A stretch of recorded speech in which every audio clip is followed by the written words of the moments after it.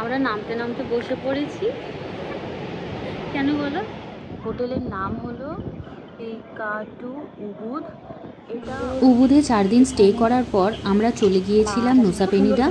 তারপরের দিন নুসা পেনিডা থেকে গিলি, আর তারপরের দিন গিলি থেকে আবার ফেরত এসেছিলাম সেমিনিয়াকে। উবুধে যে শপ থেকে আমরা স্কুটি রেন্ট করেছিলাম ওই সেম শপ থেকেই আমরা এই পুরো ট্রান্সপোর্টেশনের প্যাকেজটা বুক করেছিলাম। তো তোমাদেরকেও আমরা জানিয়ে দিচ্ছি যে এই পুরো ট্রান্সপোর্টেশনে কী কী ছিল।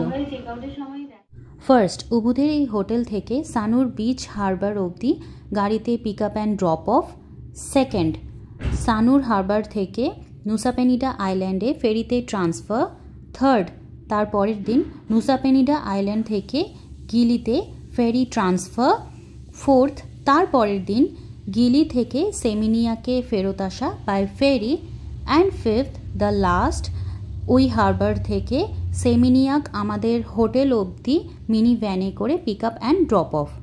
ওই দিন আর্লি মর্নিং ঘুম থেকে উঠে হোটেলেই ব্রেকফাস্ট সেরে রেডি হয়ে নিয়েছিলাম নুসা পেনিডা যাওয়ার জন্য।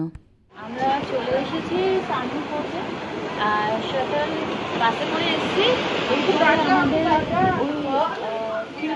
ওটা থেকে আমরা নুসা পেনিডা যাবো। সবাই পৌঁছে গেছে, চলো নুসা পেনিডাই নেমে তারপরে দেখা হবে।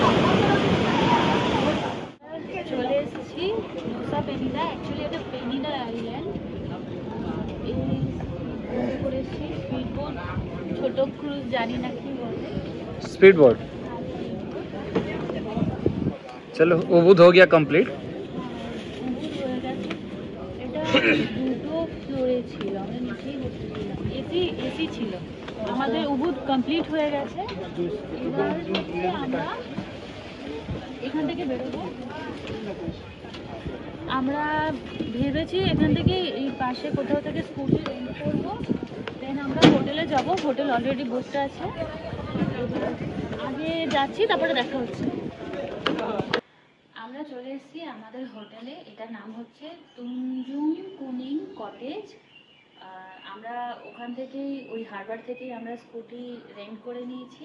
আর এখানে একটা ছোট্ট খুব ভালো সুইমিং পুল আছে, পাশে সুন্দর বসার জায়গা। আর দেন রুমটাও দেখিয়ে দিচ্ছি। আমরা আমাদের লাগেজটা বেরোবার রুমে রেখে দিয়েছি। এখানে খুব সুন্দর হাট মতো আছে ওপর, সিলিংটা খুব ভালো। এখানে কিন্তু কোনো ফ্যান নেই, খালি এসি আছে। লাইট ঠিক আছে, ছাড়, লাইট আছে না নেই জানি না। দুটো জলের বোতল দিয়েছি, এটা সব থেকে ইম্পর্টেন্ট বাইরে। আর এটা হচ্ছে এই ওয়াশরুম, ওখানে আছে শাওয়ার এরিয়া, ভালোই আছে, বড় আছে। একটু রেস্ট করে আমরা বেরিয়ে যাব কেলিংটিং বিচের জন্য। তারপরে আমরা চলে এসেছি কেলিংটিং বিচে। স্কুটি আগে ওখানে পার্ক করে দিয়েছি। তারপরে এখন দিতে যাচ্ছি। মিডিলে খুব বৃষ্টি হয়েছে, আবার রোদ, মানে রোদ হলে প্রচণ্ড রোদ, আর একদম ঝমঝম করে বৃষ্টি হয়েছে। এই আমরা এসেছি ফেব্রুয়ারিতে। ভেবেছিলাম এটা একটু শোল্ডার মান্থ হবে, মানে মিডিল না অফ সিজন না পুরো পিক সিজন, কিন্তু তারপরেও দেখছি এখানে প্রচণ্ড ভিড়। মানে একটা জায়গা তো স্কুটি পার্কই করতে পারলাম না, অন্য একটা জায়গা পার্ক করতে পারলাম। আগে যাচ্ছি, তারপরে আবার ওখানে কিছু ভিডিও ক্লিপ নেওয়া হবে। 1000多， ভাড়া হয়ে যাচ্ছে। 如果加相机之类的1450。现在好像又 অনেকটা নিচে যেতে হবে। চলো হাঁটা শুরু করি, নাহলে লেট হয়ে যাবে। 也有点危险。来，我跟你们说一下啊。 আমরা নামতে নামতে বসে পড়েছি। কেন বলো? बहुत गर्मी है।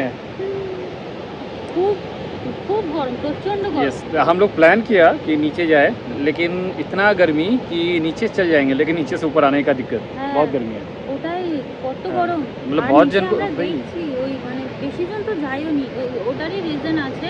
মানে স্টেপ তো আছে, কষ্ট হবে, কিন্তু এত গরম, এত রোদ।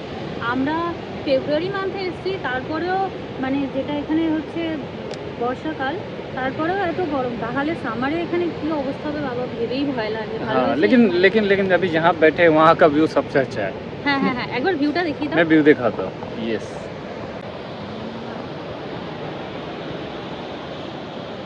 দারুণ লাগছে, পুরো ব্লু, সামনের দিকে হচ্ছে লাইট ব্লু, আর যত দূরে যাচ্ছে একদম ডিপ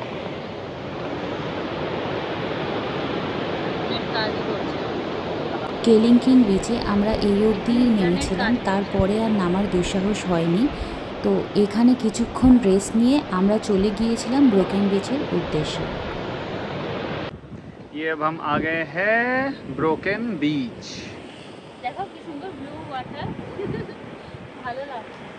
ये सच्ची में यहाँ पर पानी पूरा ब्लू है, পুরো গাঢ় নীল। मतलब पूरा ब्लू। আর ওই এখান থেকে নিচ থেকে পুরো নেমে স্টেপস নিয়ে নেমে তারপরে ওখান থেকে ঘুরে ওই ওখানে গেলে ওই ব্রোকেন বিচে ভালো যে মানে প্রপার ভিউ পয়েন্টটা ওটা আসবে। তো ওখান থেকে আমরা ওখানে গিয়ে তারপরে দেখাচ্ছি কেমন লাগছে। এখন আমরা যাচ্ছি, তাড়াতাড়ি যেতে হবে সন্ধ্যা হওয়ার আগে।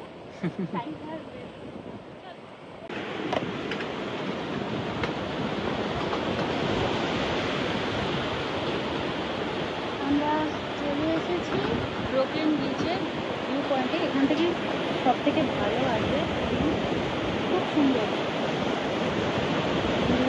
খুব ভালো লাগছে, কিন্তু এত গরম পুরো টায়ার্ড হয়ে গেছি। তুমি টায়ার্ড হওয়া নেই? खूब बेसी খুব গরম। तो मन कर रहा होटल जाएंगे और पूरा डुबकी लगाएंगे। আর এখানে রোদ बहुत गर्म है, गर्म के कारण क्राउड भी कम है आज इधर। ক্রাউডও অনেক কম। এটা দেখা হয়ে গেছে, চল এবার চলে যাই। এই ব্রোকেন বিচে আমরা মোটামুটি 5 থেকে 10 মিনিট ছিলাম। ওখানে আরও কিছু ফটোজ আর ভিডিওস নিয়ে আমরা ফিরে এসেছিলাম হোটেলে। অ্যাকচুয়ালি ওই দিন প্রচণ্ড গরম থাকার জন্য ইচ্ছে সত্ত্বেও আমরা ওখানে বেশিক্ষণ থাকতে পারিনি। হোটেলে আমাদের আস্তে আস্তে প্রায় সন্ধে হয়ে গিয়েছিল। তারপরে হোটেলে ফিরে ফ্রেশ হয়ে আমরা আবার বেরিয়ে পড়েছিলাম আইল্যান্ডটাকে একটু ঘুরে দেখার জন্য, আর আমাদের ডিনারও করার ছিল। আর একটা জিনিস এখানে জানিয়ে রাখছি, আমাদের উবুদ থেকে নুসা পেনিডা গিলি হয়ে সেমিনিয়াকে ফেরত আসার এই যে পুরো ট্রান্সপোর্টেশনের প্যাকেজটায় আমাদের দুজনের লেগেছিল 15,000 INR। আমরা একটা ইন্ডিয়ান রেস্টুরেন্টে এসেছি, এটা কি খাবার নাম ছিল যাই হোক ভুলে গেছি, পরে দেখিয়ে দেবো। এখানে শাহরুখ খান খুব ফেমাস, আর শাহরুখ খানেরই একটা